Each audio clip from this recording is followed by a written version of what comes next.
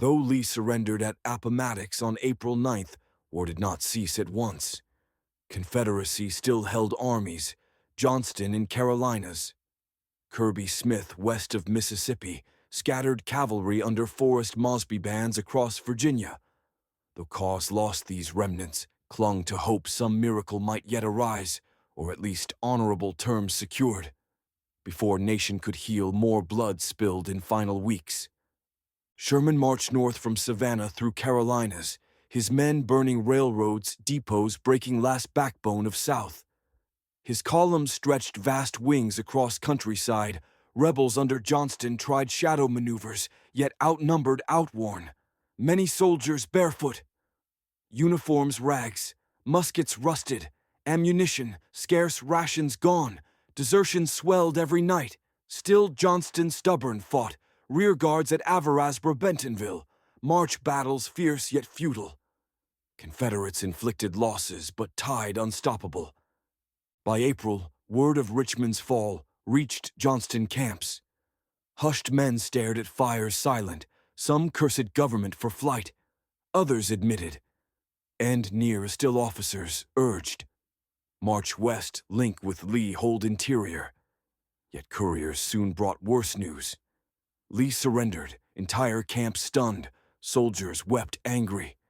Some broke muskets against trees, shouted betrayal. Others simply lay down, refused to rise next morning. Spirit broken more than bodies. Elsewhere, cavalry still roamed. Forrest, fierce in Tennessee, fought last skirmishes. April, though outnumbered thousands to hundreds, he struck at Union patrols, wagons vanished into forests. Legends spread that he could not be caught, yet even his men knew tide done. Messages from Richmond gone, army dissolved. Forrest Grim finally told troopers they could fight forever, but without nation behind, only bandits, not soldiers. In Virginia, Mosby's Rangers continued raids, cutting telegraph lines, ambushing pickets. Then news of Lee reached them too. Mosby gathered men told, each decide whether to surrender or vanish. He disbanded command rather than yield, formally saying men should return home. Honor intact, many melted into hills, carrying carbines vowing never captured. For Union soldiers chasing remnants, exhausting men weary of war, longed to return to farms, families. Yet orders pressed forward secure every arsenal, every depot, cavalry swept, Carolinas capturing trains, wagons scattered batteries, skirmishes flared daily, sometimes no larger than dozen men, yet deadly all same. Coffins still filled while politicians in Washington already spoke of peace. As correspondent riding with Sherman, I saw landscape desolate towns, burned crops, trampled refugees, wandering roads clogged with ox carts, women, children, barefoot faces, hollow South collapsing not by single blow, but by steady crumbling. People begged for bread. Union soldiers shared rations, sometimes cruel, sometimes kind. In every eye question, when will it truly end? On April 17th, Johnston requested truce, sent flag of white to Sherman near Durham Station. North Carolina, Sherman agreed, eager to halt bloodshed. He rode to farmhouse owned by James Bennett. There met Johnston across simple wooden table. Two generals, veterans of Mexico, now faced each other. Weary gray lines in faces, uniforms faded, yet courtesy marked meeting. Each knew war's end inevitable. Sherman outlined generous terms broader than Appomattox. He wished not only disband Johnston's army, but restore peace to whole South. Offered recognition of state governments, amnesty, political rights, protection of property except slaves. He believed leniency, heal faster spare nation, further bitterness. Johnston listened, agreed, for Confederacy already dissolved. Papers drafted, both signed pending approval. Washington Sherman felt he acted wisely, sought reconciliation, not vengeance. For days, guns silent across Carolinas. Soldiers on both sides mingled, traded tobacco, Coffee shook hands, weary smiles. Believing war over men wrote letters home, saying peace declared. Yet in Capitol storm erupted. When news reached Washington, cabinet outraged Stanton Lincoln newly slain by assassin fury.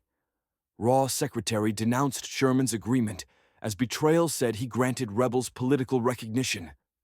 Denied by 4 years' war, Grant himself traveled to Raleigh to rectify. On April 24th, Grant met Sherman quietly, respectful, though firm. He explained government could not accept political clauses. Only military surrender permitted. Sherman accepted correction without protest, agreed to summon Johnston again. Meanwhile, critics in press savaged him, calling traitor fool. Yet soldiers under his command defended generals, saying he sought mercy, not politics. As correspondent present, I saw tension. Heavy officers murmured that nation torn even in victory. Sherman embarrassed yet unbowed, he prepared to meet Johnston once more to settle purely military terms. While delay dragged soldiers uneasy, not knowing if fighting might flare again. Camp's restless waiting order, either to march or to disband. Johnston too under pressure. Confederate cabinet fleeing Davis, urging continuation of war. Yet his own officers told him further struggle, hopeless. Army starving desertions daily, men would not fight another campaign. Johnston decided honor lay in surrender, not destruction. He sent message to Sherman, readiness to conclude on same lines as Lee with Grant's oversight. Thus Bennett Place became scene of second meeting, destined to end largest remaining army of Confederacy. In East Nation, waited breath held as final signature approached.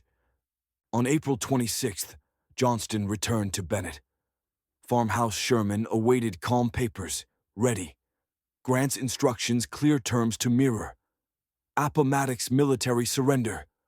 Only soldiers to give paroles, return home unmolested. Arms, artillery, public property yielded. Officers kept sidearms, horses. Soldiers allowed to retain mounts for spring planting. Johnston listened, nodded weary. He signed without hesitation, knowing further resistance, only cruelty.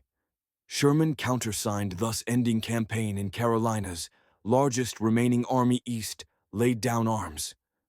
Word spread through camps slowly, at first disbelief, then resignation.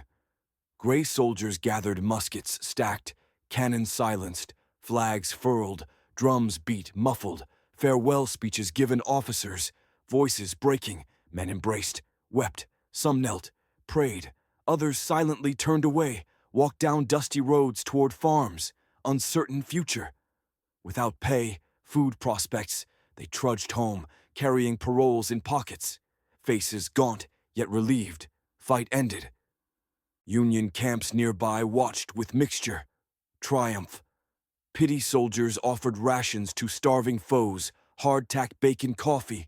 Some joked shared pipes, others stood stiff, remembering brothers lost, not ready to forgive. Yet no jeers permitted. Sherman ordered respect. Many Union men later wrote they felt sorrow more than joy, for foes looked like shadows of themselves. Civilians across Carolinas reacted with relief. Women, children lined roads waving timidly as troops disbanded. Some fearful of Union occupation, others grateful. War finally over towns, ravaged fields, barren barns empty. Families unsure how survive spring, yet guns silent offered first hope in years. Ministers held services, bells rang though cracked by shelling. Congregations prayed for healing, though bitterness lingered deep. Confederate officers rode away, dignity intact, though fortunes ruined. Johnston himself told aides surrender best choice. He said, war long lost, prolonging only wasted lives. His candor respected even by foes. Sherman too relieved. He wrote, we have secured peace in Carolinas, as Lee did in Virginia. I trust this will hasten general conclusion.